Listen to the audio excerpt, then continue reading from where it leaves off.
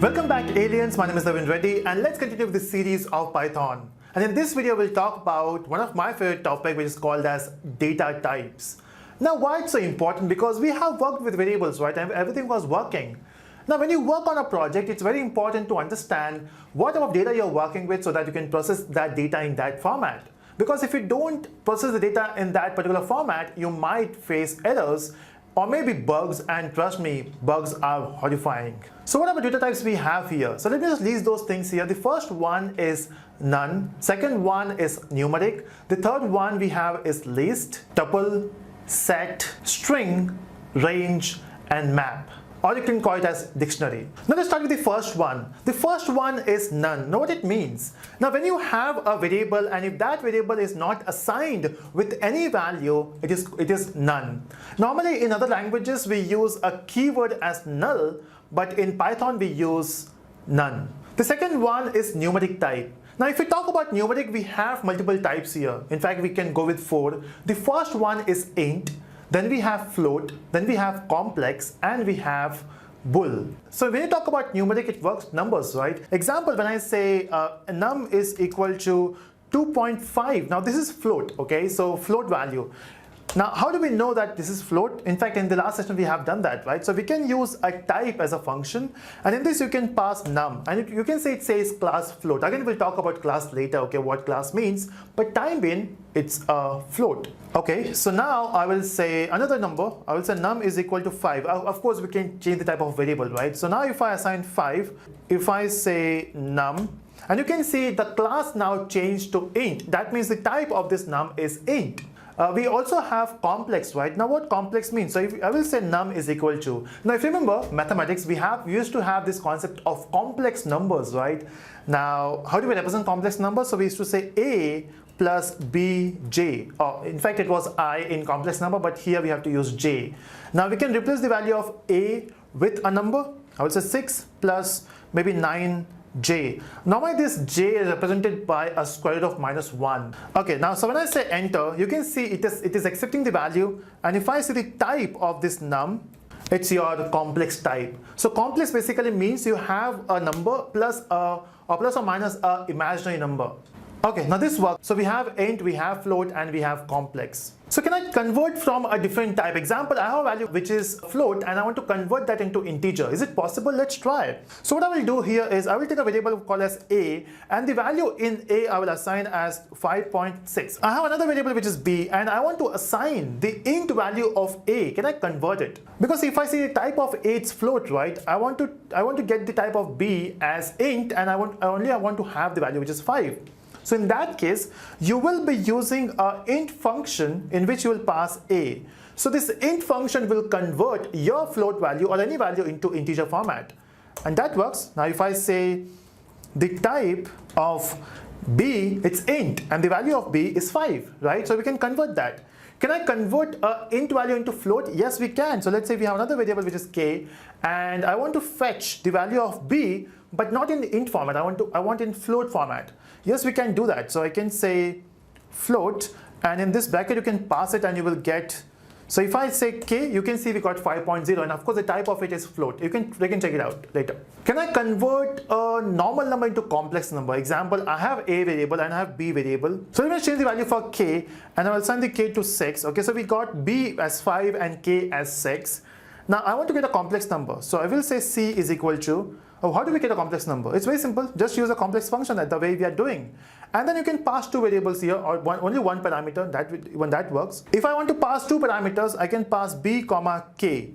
And if I say c, you can see the value now. So it says 5 plus 6j, because 5 is your b and 6 is your k. Okay, so it works. So we can convert the value from here to there. In fact, we can work with string as well, but we'll see that later. Now we also have a type called as bool, which is also called as boolean. Now how can we use a boolean value here? Now when it comes to boolean, it simply means true and false. Now think about this computer world, right? Or in this world, we always take decisions, and decisions are based on true or false. In your mind, we always work with these conditions. Example, let's say if you have two choices, you will select those choices which is more favorable or which will be more profitable, right? So we apply conditions there.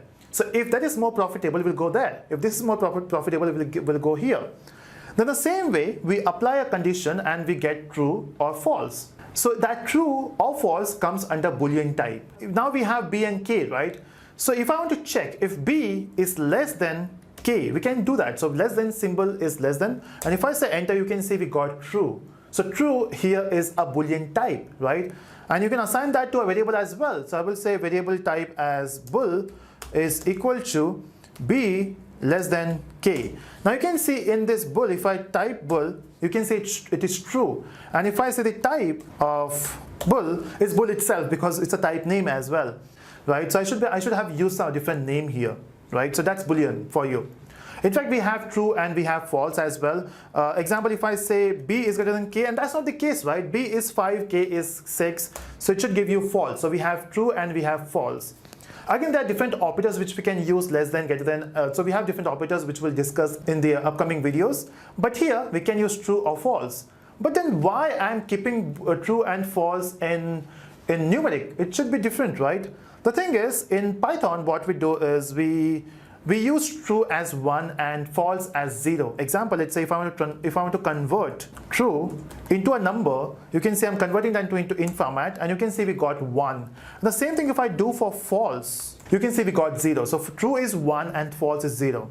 So that's your integer format, that's your numeric type. So we have talked about none, we have talked about numeric. The next type we have is, in fact, we have discussed those names, right? Those things comes under sequence. So when you say list, range, set, tuple, those things comes under sequence. Now we have worked with list before, right? So how do we define list? It's very simple. You will say lst equal to, you can define a list here. So I can say 25, 36, 45, 12. Any number, any format, doesn't matter. You can take string as well. So this is how you work with list. And how do we know the type of it? So we will say type of LST, and you can see it says it is of type list. The same thing can be done with set. So if I get a set here, I will say s equal to, and you will use a curly brackets there, and inside that you can specify values. So I specify these values, and you can see if I say enter and if I say s, you got the values there, and you can see it is not repeating. And if I define the type of this s, it is set, right? So even this works. Now the another type we have is tuple, which we have worked with again. So I will say t is equal to, so we have to use a round bracket here. I will say 25, 26, you can use any format, doesn't matter, right? You can see we got t, and if I say type of t, here is tuple. Okay, now we also have a string type, right? So how do we define a string type? It's very simple. You say str is equal to, and you can specify a name here using double quotes or single quotes, both works. I can say my name, that's Naveen, and using str you can perform certain operations. Again, we have done that in detail in earlier videos, right? So if you want to know more about list and tuple, you can go back to the previous videos and you can watch it. In this video, we are just talking about the data types available. How about character? Because we have not talked about character, right? And if you are coming from some other languages like Java, C, C++, we do have a char type there. Now in Python, we don't have a char type. What we have is, if you are creating a string, let's say I will say this is st is equal to, and if you have a single digit or single character, that's a char type for you. But actually it is string, because even if you say type and if you specify st, you can see it says class str, which is string in this case. So we have string, we don't have char as to be specific, but we can use char as a part of string. Now we have another fancy stuff which is there in Python but not in other languages, called as range. Example, when you iterate, or what is iteration means, going from one value to the end value. Example, from 1 to 10 or 10 to 100, or maybe from 1 to 1000. So when we iterate between values, we can use range. How do we define range? It's very simple. You say range, and you give a curly bracket and specify the range. Example, I want to go till 10. So we got a range from 0, and we have 10 values, which is 0 to 9. How do we know what values we have? So what we can do is we can actually convert the range into a list so that we can print it, right? So what I will do is I will say list of range, and we'll say 10. In fact, there's another way of doing this. We can also use a for loop, but unfortunately we have not done that yet. So we'll not be focusing on for loop here because we have a better way of printing it. But as of now, just to get the output of the range, I'm converting a range into a list so that you can see the output. And you can see this is the range. So if I want to get a list of, let's say, 10 values from 0 to 9, we will use a range there. Okay, you might be saying, what if I want to have a range with different iterations, maybe a different difference? Example, I want to print all even numbers from 1 to 10. In that case, you can do that. You can say, I want to start with, or maybe you can start with 2, and then the ending part is 10, and the difference would be 2 because you want even numbers, right? So you can do that, but you have to put that in a range. So range does take 3 parameters as well. And you can see we got 2, 4, 6, and 8. So I should have went till 11, right? Because that's the ending part. Okay, so this is how you can use a range. In fact, you can just type here and you can say range. Of course, right, it will give you range as it will give you range type. So that's one type you can use. And all these things comes under sequence, right? Because we are getting a sequence of values. And now we have one of the most exciting type, which is called as mapping, or you can say dictionary. Now what is dictionary? Normally what happens, when you have huge amount of data, and even when you want to fetch data in an efficient way or in a fast way, what you can do is, with every value you can assign a key. Normally in list what we do is, for the value we assign an index number, right? But in dictionary, for every value we'll assign a key. Example, let's say I want to have all the mobile phones names. Example, so let's say in my friend group, if I have, let's say, 50 phones, everyone has a different phone here. So we can, of course, we can do an index number, right? So index number 0, iPhone 6s, index number 1, Samsung, maybe Samsung J8, index number 3, OnePlus 3, index number 4, let's say MI5. So we want to have all these numbers.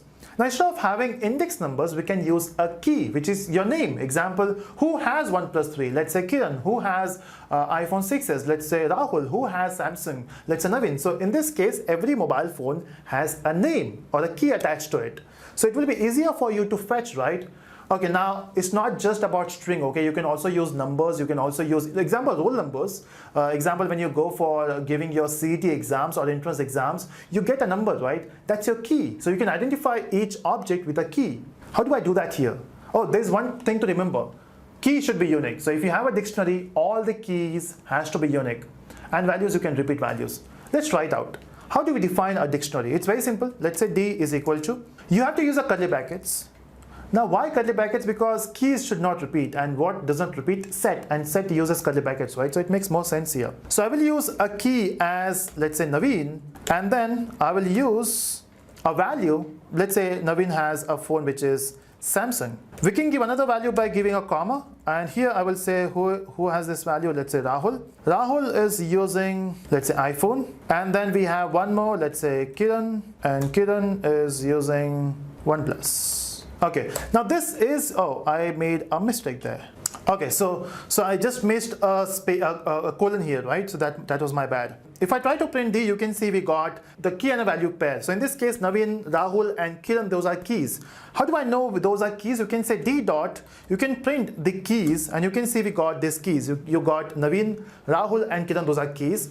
And if you want to get the values, I guess we have a method with values. Yes, so we do have a method which is values, and if I say enter, you can see Samsung, iPhone, and OnePlus, those are values. Now how do I get a particular value? Let's say I want to get iPhone here. In this case, I have to use a key, right, which is Rahul in this case. So I will say D square bracket. If in list we use index numbers, right? We don't have index numbers here. We have a key. So we'll use Rahul as a key, and if you say enter, you can see we got iPhone. So that's dictionary. In fact, we have one more way of fetching value. Instead of using a square bracket, we can also use function like get. In this get, you can mention, hey, I want to fetch, let's say, Kiran's phone, which is OnePlus, right? So you can use a square bracket, you can use a get method, everything works. That's how you work with data types. So we have different data types. Let me just list those things once again. So we have none, we have numeric types, we have sequence. In sequence, we have list, range, set, tuple, and then we have mapping, in which we have dictionary. So I hope it makes sense. If you have any questions, let me know in the comment section, and do click on the like button if you're enjoying these sessions.